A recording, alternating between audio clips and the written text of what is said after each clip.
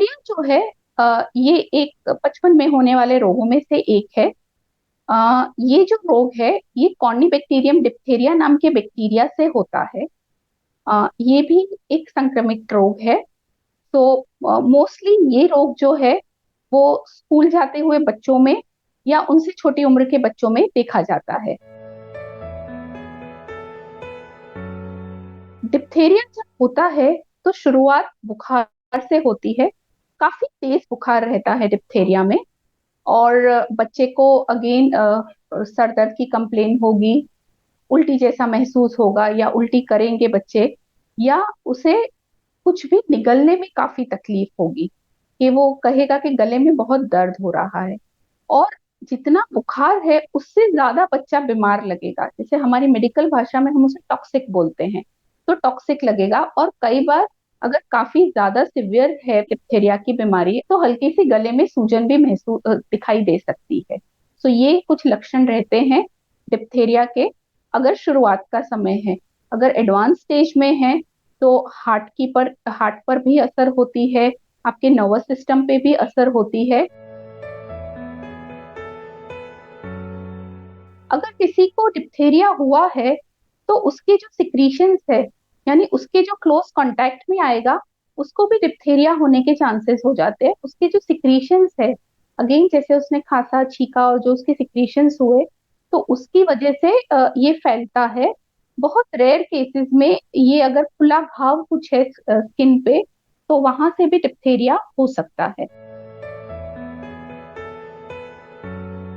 Clinically पहले तो आपको बुखार है, गले में वो मेम्ब्रेन दिख रही है, तो ये इसके साथ साथ जरूरी है कि उस मेम्ब्रेन की हम जांच के लिए भेजें। और उस मेम्ब्रेन की जांच में एक तो वो मतलब माइक्रोस्कोप में अगर वो बैक्टीरिया दिख रहे हैं उस मेम्ब्रेन में, और दूसरा कल्चर में वो बैक्टीरिया फिर से ग्रो कर रहे हैं, तो ये पक्के से निदान हो पाता है कि ये डिप्थेरिया ही है। डिप्थेरिया जो है इट कुड बी जानलेवा भी हो सकता है अगर अनट्रीटेड छोड़ा जाए। तो डिप्थेरिया में होता क्या है कि जैसे हमने बात की कि आपके नाक के अंदर जो अंदरूनी त्वचा है जिसे हम म्यूकस मेम्ब्रेन भी बोलते हैं, डिप्थेरिया का बैक्टीरिया वहां पे अटैक करता है और वहां पे एक पतली परत जैसा जिसे मेम्ब्रेन बोलते हैं वैसा बनाना शुरू करता है। तो अगर वो मेम्ब्रेन नाक में बन रही है तो बच्चे को सांस लेने में तकलीफ होगी। अगर गले में बन रही है, टॉन्सिल्स पे बन रही है तो उसको निगलने में तकलीफ होगी। अगर ज्यादा नीचे उतरी है तो बच्चे को सांस लेने में भी तकलीफ हो सकती है। और इससे ज्यादा मतलब उसको अगर अनट्रीटेड छोड़ा जाए तो डिप्थेरिया, एक तो ये सांस लेने की तकलीफ और वो सब प्रॉब्लम रहेगी, उसके साथ साथ डिप्थेरिया का जो टॉक्सिन रहता है उसकी वजह से हार्ट पर भी असर होता है और हमारा जो नर्वस सिस्टम है उस पे भी असर होता है। देखा गया है कि अगर प्रॉपर ट्रीटमेंट ना मिली हो तो बच्चे को तलुए का लकवा हो जाता है, तो फिर वो कुछ भी गटकेगा निगलेगा तो वो निगल नहीं पाएगा, सब कुछ नाक से बाहर आ जाएगा। और तो ये काफी जानलेवा चीज है। हार्ट की प्रॉब्लम भी है कि एक बार हार्ट में भी काफी दिक्कत आ जाती है जो भी जानलेवा हो सकती है। इसके इलाज का सबसे पहले तो कि बच्चे को दाखिल करना बहुत जरूरी है हॉस्पिटल में अगर डिप्थेरिया डायग्नोस होता है।